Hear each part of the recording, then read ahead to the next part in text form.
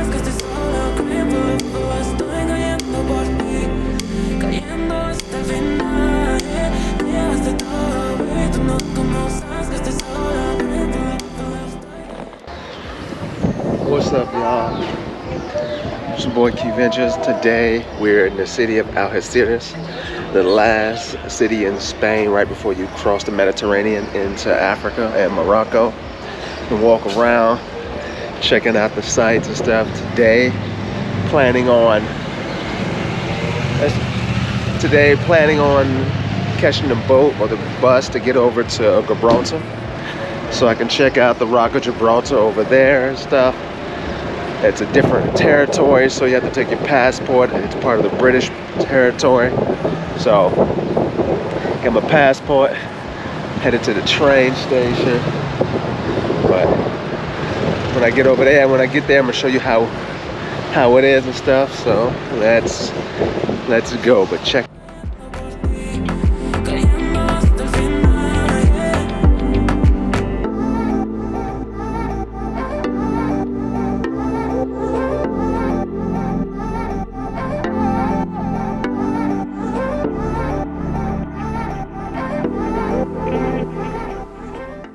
What up, everybody? So I just left the bus station here at La Concepcion, and the wind is strong. So I'm gonna have to record this all over again. But I want to get y'all some info as I make my way to the immigration border here between Spain and Gibraltar. Now, the ride here from the main bus station Algeciras is about a 30-minute trip, and as you guys saw, we just basically rode around the bay. It's literally that easy.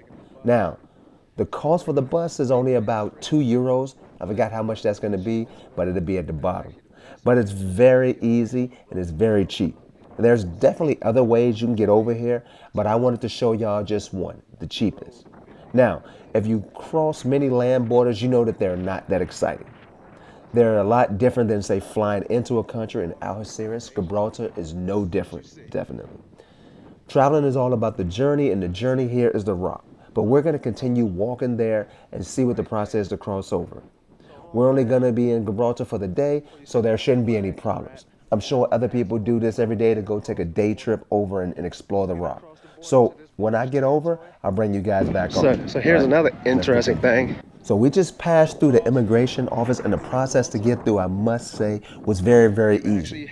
Now here's one of the most interesting things that you have to experience. Gibraltar is the only country that I've ever visited where to enter the country, you first have to cross the tarmac of the country's airport to get into the country. Now, I know what you're thinking. What happens when there's a plane landing and taking off? Well, I was told at the immigration office that they shut the tarmac down. So if you're trying to leave or enter, you're just going to be stuck for a few minutes until the plane lands or it takes off. And then this also is the flattest part of the whole peninsula, as the rock takes up much of this peninsula. And from what I see, the airport is pretty small, and the only planes at the gates right now are just British Airways. So I'm going to continue on crossing this tarmac, and I'll see you guys in a sec.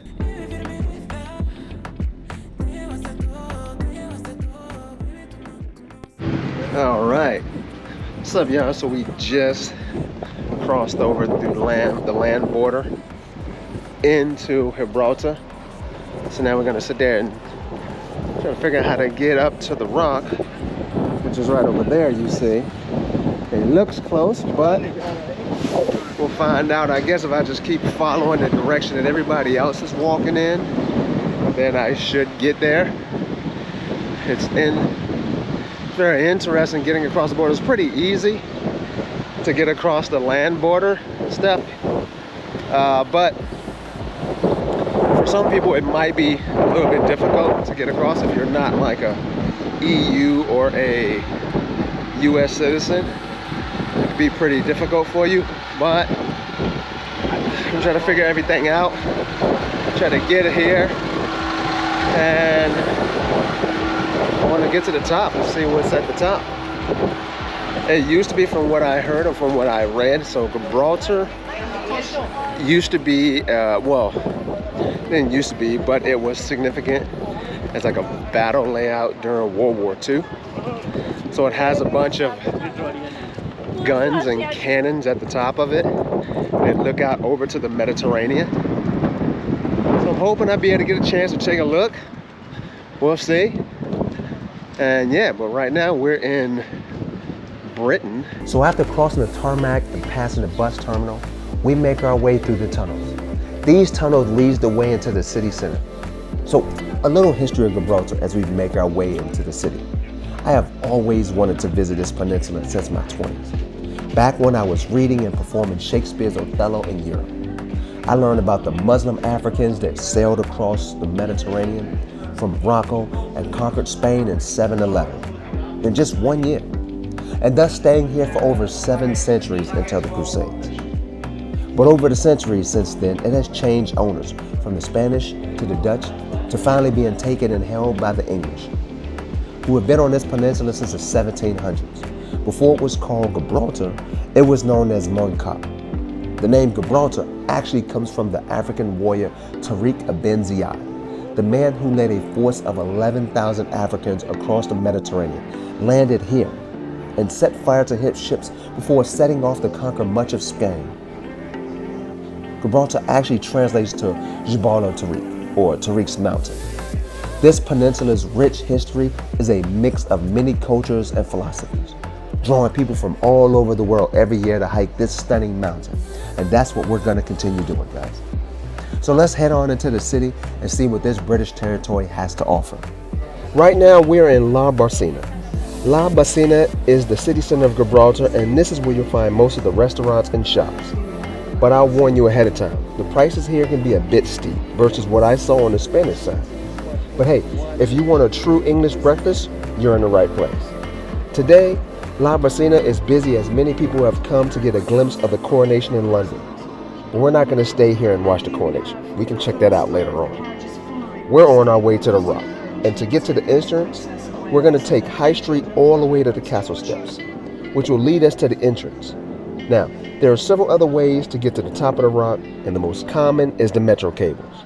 But I'm feeling adventurous today, and I want to show y'all the neighborhood, so let's go.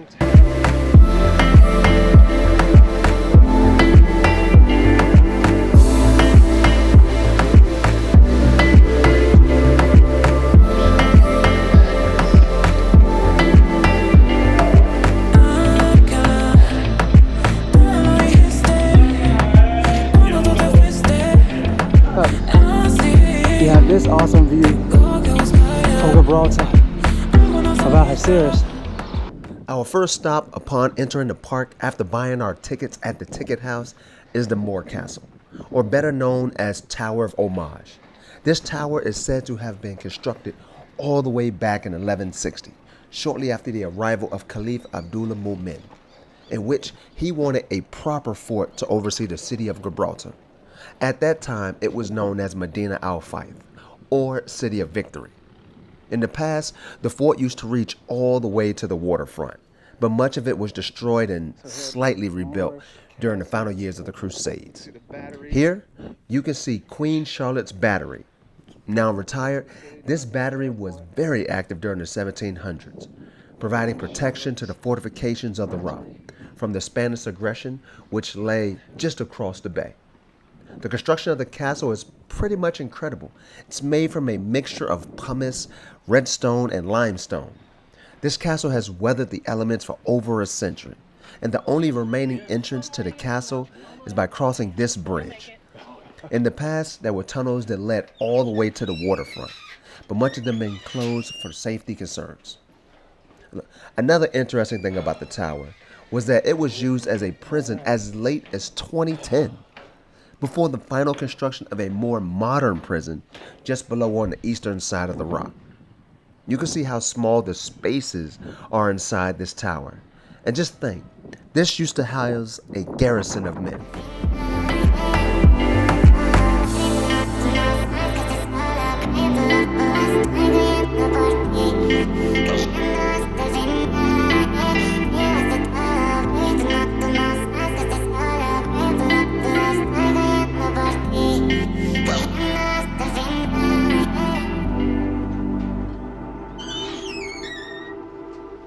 So, throughout your time here, you'll be greeted by the peninsula's common residents, the Barbary Mackays. Hey, one thing to remember though, take care, because these guys will take anything that you show them. Also, I was told it's against the law to feed them, which comes with a hefty fine if you do. But that's not what I want to show y'all. Take a look at this view of Gibraltar and Algeciras from the entrance of the Great Siege Tunnels. From up here, you have a beautiful vista of the world below. You can see the airstrip that we crossed to get into Gibraltar, as well as the lowlands and the harbor of Algeciras, all surrounded by the beautiful blue waters of the Mediterranean on both sides. The interior of the rock is home to over 4,000 feet of tunnels, and one of the most visited is the Great Siege Tunnels, located in the upper galleries. It was constructed back in the 18th century. And the importance of these tunnels came into play during the Great Siege of 1779, where the British had to fend off attacks from the French and the Spanish. A siege that was timed perfectly as the British were occupied with the American Revolution across the Atlantic. You may notice these are the very same batteries that looked out over the city. But in more recent time, these same tunnels were used as a headquarters and a major defense of the Mediterranean during World War II, bringing its more modern batteries to bear on German warships. So I was not able to complete my exploration of the rock.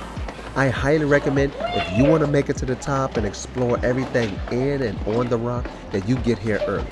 And you definitely need more than 4 hours to explore.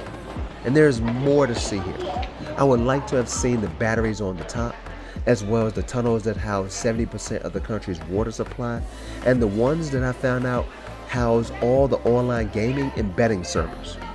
But we'll explore those next time. Right now, I'm headed back to the border to La Concepcion and Algeciras. So when I get back there, I'll show you guys a little bit of the city.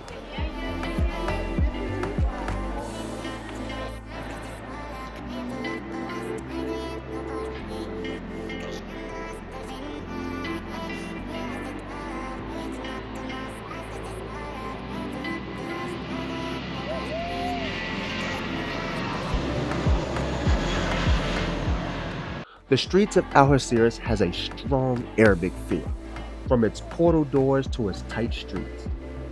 Like I said, it was the landing spot of Tariq and the Moors, but I must say Algeciras is a very small and quiet town. There's not much of a nightlife here from what I see, and much of the town goes quiet by 10 p.m. With just a few hours left before I head to the train station and make my way back to Madrid, I couldn't leave until I show y'all Terrace Beach. A beautiful white sand beach with a perfect view of Gibraltar, and if you look closely, you can actually see the outline of Morocco just across the Mediterranean. It's midday here, and from what I see, you should have no problem finding a spot. My overall thoughts of Algeciras? It's a nice port town, but rather small and quiet to say the least. Should you visit this city? Well, that depends on how long you plan on staying. I spent 2 days here, and my reason was to visit the Rock of Gibraltar, and Algeciras was the last stop.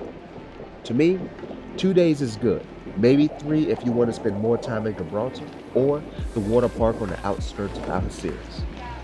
But if you're just passing through to Morocco or Madrid, that's fine also.